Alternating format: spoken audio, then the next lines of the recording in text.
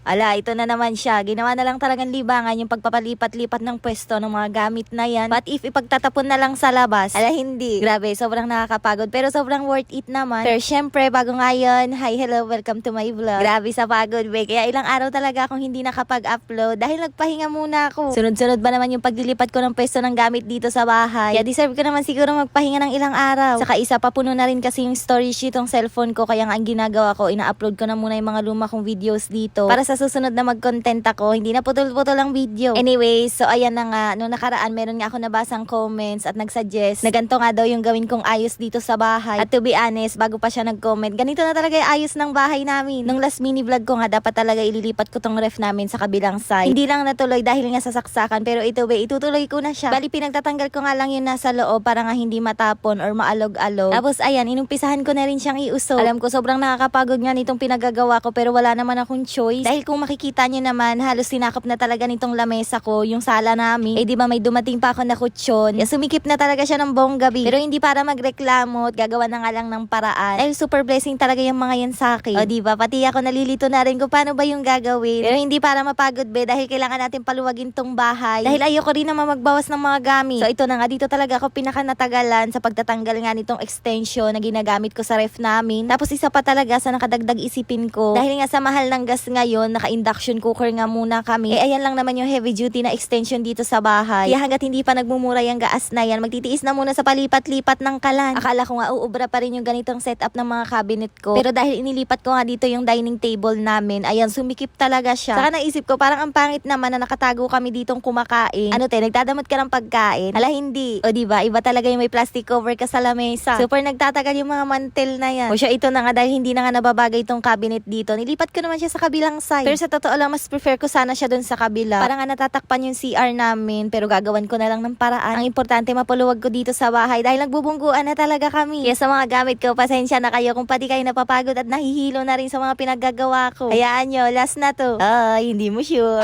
Swerte ko na lang din talaga dahil tong mga cabinet ko sobrang titibay. Kaya kahit anong alog nila dito sa bahay, ayan, standing pa rin sila. O diba, ginusto mo yan, kaya magtiis ka sa init at pagod, be. Ewan ko na lang talaga kung magkaanak ka pa sa kakabuhat mo na yan. Kulang na lang pati tong bahay, buhatin mo, be. Umali-mali kasi ng desisyon sa buhay. Ayan, napagod tuloy siya. Late ko na kasing naisip na dapat pala yung isa nakaharap dito sa may bandang kusina namin para kapagtapos namin maligo, dyan na rin kami magbibihis. Tapos yung isa naman, nalagayan namin ng mga pang-alis nakaharap dito sa sala. Ay sa wakas, be, nakuha ko na rin yung gusto kong ayos, kaya nga ipagbabalik na yung mga tambak dyan sa itaas. Siguro naman dahil nakailang lipat na ako ng mga gamit dito sa bahay, deserve na magpalit ng kurtina, no? At dahil medyo mataas na nga tong sabitan ko ng kurtina, itong mahaba na nga rin na kurtina yung ilalagay ko. Tapos buti na lang naisip ko na meron akong mesh curtain dito sa bahay. Kaya nga ayan, nilagay ko siya dyan sa may bandang kusina. I mean sa dining area. O diba, sa sobrang ligalig yung dating mini kwarto ng mga bata, naging dining area naman ngayon. Pero in fairness, mas bet ko talaga yung ayos ng bahay namin ngayon. Dahil kung makikita nyo, ayan, sobrang umaliwalas at lumawak talaga dito sa sala. O diba, kahit anong liit ng bahay, magagawan talaga ng paraan. Basta masipag at matyaga ka. O siya, paano next week na lang ulit? Hala, hindi.